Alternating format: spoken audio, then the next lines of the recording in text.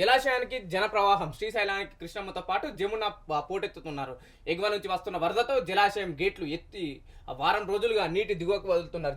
పరవళ్లు చూసి పరవశించేందుకు శ్రీశైలానికి పర్యాటకులు తాకిడి విపరీతంగా పెరిగింది. తెలంగాణ, ఆంధ్రప్రదేశ్, కర్ణాటక రాష్ట్రాల నుంచి ప్రజలు పోటెత్తుతున్నారు. ఆదివారం జలాశయానికి ఇరువైపులా 10 కిలోమీటర్ల మేర ట్రాఫిక్ స్తంభించిపోయింది. ఘాట్ రోడ్లు నిండా వాహనాలే కనిపించాయి.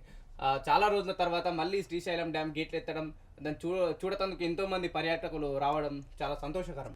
సమన్వయమే సవాల్, డ్రగ్స్ నియంత్రణకు కొత్త దారులు అన్వేషణ, కేంద్ర విభాగాల భాగస్వామ్యం కోసం సంప్రదింపులు, పట్టుబడుతున్న మత్తు మందుల విలువ నెలకు 5 కోట్లు. ఇది ఎక్కడ సంసారం నాయన. దాదాపు ఎటు చూసినా తెలంగాణలో ఈ డ్రగ్స్ మత్తు చుట్టే యువత తిరుగుతుంది. అసలు చాలా వరకు వీటి వల్ల పాడైపోతుంది. అంటే ఇప్పుడు రేవంత్ రెడ్డి వచ్చినాక ఏమన్నాడు, డ్రగ్స్ అమ్మే వాళ్ళని అరిగడతా, సినిమా యాక్టర్లు ఉన్న ఎవరున్నా ఇచ్చిపెట్టా అన్నాడు. కానీ ఇక్కడ చూసుకుంటున్నైతే తెలంగాణ మొత్తంలో ఏమవుతుందంటే ఈరోజు ఎక్కడేసిన ఎక్కడ గొంగడు అక్కడే అన్నట్టు పరిస్థితులు అవుతున్నాయి. ఇప్పుడు ఈడ చూసుకుంటే తెలంగాణలో గతంలో ఎంత ఉన్నాయో అంటే పక్క పెట్టుకుంటే ఈరోజు కనుక ఏమైందంటే పరిస్థితులు తెలంగాణ వ్యాప్తంగా నిన్న చూసుకుంటే ఒక ఫామ్ హౌస్లో మందు పార్టీలు జరిగినాయి, ఇంకా వేరే వేరే పార్టీలు కూడా జరిగినాయి. అట్లా చూస్తుంటే అసలు పర్మిషన్ లేకుండా తెలంగాణ మొత్తంలోనైతే ఏది రిసార్ట్లు కానీ ఫామ్ హౌస్ కానీ ఇవన్నిట్లో పూర్తి మొత్తంలోనైతే ఒక దంద నడుస్తుందని చెప్పుకోవచ్చు. నిజంగా, ఎందుకంటే గతంలో కన్నా ఇప్పుడు ఎక్కువ బయటకు వస్తున్నాయి. నిజంగా ఇప్పుడే బయటకు వస్తున్నాయి, లేక వీళ్ళు పర్మిషన్లు ఇస్తున్నా లేక పర్మిషన్లు ఇచ్చి మళ్ళీ పట్టుబడుతున్నా అనే విషయాలు కూడా క్వశ్చన్ మార్కే చెప్పుకోవచ్చు మనం. అంటే ఎట్లున్నా అంటే ఇప్పుడు పరిస్థితులు ఎట్లున్నాయంటే మీది చెప్తున్నారు, అంటే అరికడతాం మొత్తం ఎవరిని కూడా వదిలిపెట్టామని చెప్తున్నారు. కానీ కింద అంటే చాప కింద నీళ్ళు లెక్కనైతే డ్రగ్స్ అనేది తెలంగాణ మొత్తంలోనైతే పెరిగిపోతుంది.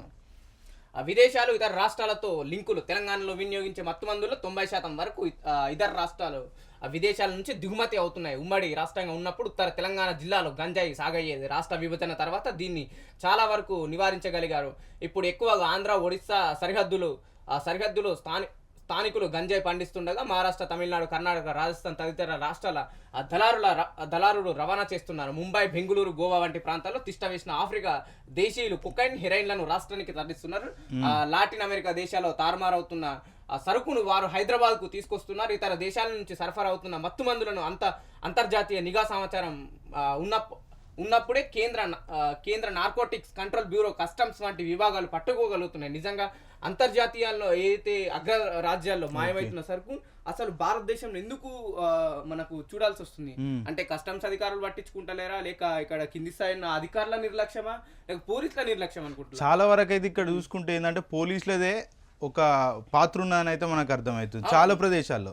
ఎందుకంటే పక్క రాష్ట్రాల నుంచి వచ్చి స్టూడెంట్స్ అంటే ఈ డ్రగ్స్ కానీ ఏదైతే గంజాయి ఉందో అది చాలా మొత్తంలో ఏదంటే యూత్ అంటే యూత్ కూడా కాదు, ఎంత బిలో 14 ఇయర్స్ ఏజ్ నుంచి 20 ఇయర్స్ లోపే టార్గెట్ చేసి ఇంకొకటి చూసుకుంటే మొన్న చాక్లెట్స్ లో గంజాయి పెట్టి అమ్ముతున్నారు, ఐస్ క్రీమ్ బండ్లలో పెట్టడం, వాళ్ళకి అలవాటు చేసి వాళ్ళని ప్రేరేపించి మళ్ళీ వాళ్ళకి విక్రయించడం, అట్లాంటి సంఘటనలు అయితే చూసినాం.